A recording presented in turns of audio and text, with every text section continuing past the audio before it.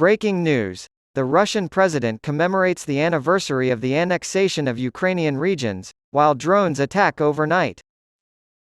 On Saturday, Russian President Vladimir Putin insisted that the people of the 4 regions of Ukraine that Moscow illegally annexed a year ago made their choice to be with their fatherland.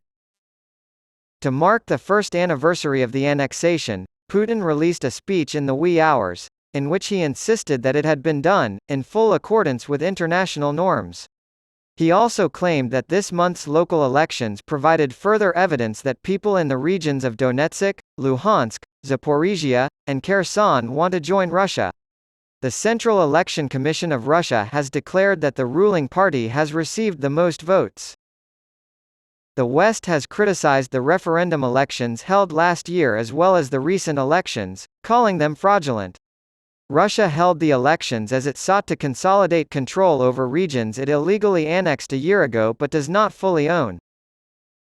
On Friday, a concert was held in Red Square to commemorate the occasion, but Putin was noticeably absent. Russian Defense Minister Sergei Shoigu announced on Friday that the country would enlist 130,000 males for mandatory military service this fall, beginning on October 1 in most regions. As part of its twice-yearly military conscription campaign, it announced it would begin enlisting citizens of the occupied territories. Russia claims it does not send conscripts to Ukraine to participate in its special military operation, or to serve in the occupied territories it has annexed. Russian reservists have been sent to Ukraine before, and conscripts automatically become reservists after their service. On Saturday, during an unannounced visit to the Black Sea port city of Odessa, EU chief diplomat Josep Borrell made reference to the anniversary of the regions being illegally annexed by Russia. Borrell reaffirmed EU backing for Ukraine as he spoke from the Transfiguration Cathedral in the city, which was severely damaged by a Russian missile strike in July. Odessa is a stunning example of a medieval city. Because of its exciting culture and enthusiastic people, it deserves to be widely known. Instead, the EU's top diplomat lamented on X, formerly Twitter, that the move marks the news as frequent target of Putin's war. Meanwhile, Yuri Malashko, governor of the partially occupied southern Zaporizhia region of Ukraine, reported on Saturday that 2 missile strikes had wounded 5 people in the village of Matvivka, which is located on the northeastern outskirts of the regional capital, also called Zaporizhia. The Ukrainian Air Force reported on Saturday that their air defenses had successfully shot down 30 of 40 kamikaze drones manufactured in Iran and targeted at the provinces of Odessa, Mykolaiv, and Vinnytsia.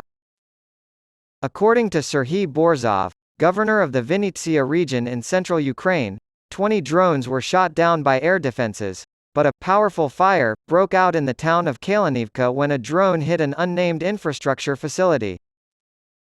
The Romanian Ministry of National Defense reported on Saturday that overnight, during the bombardment, there may have been an unauthorized entry into Romanian airspace.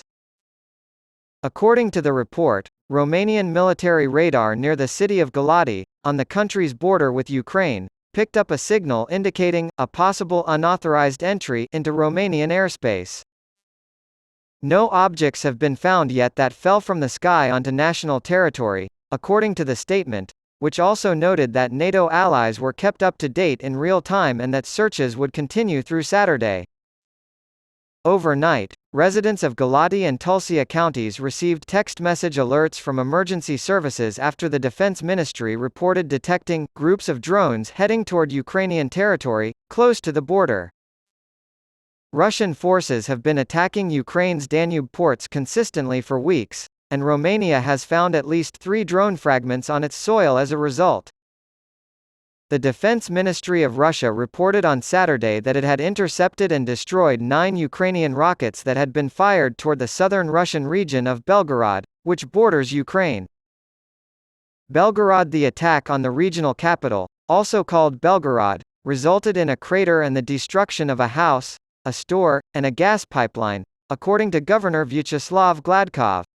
Following an unspecified attack on the town of Pogar, local officials in Russia's Bryansk region, which borders Ukraine, reported disruptions to the power supply. Regularly, drone strikes and shelling can be heard along the Russian border.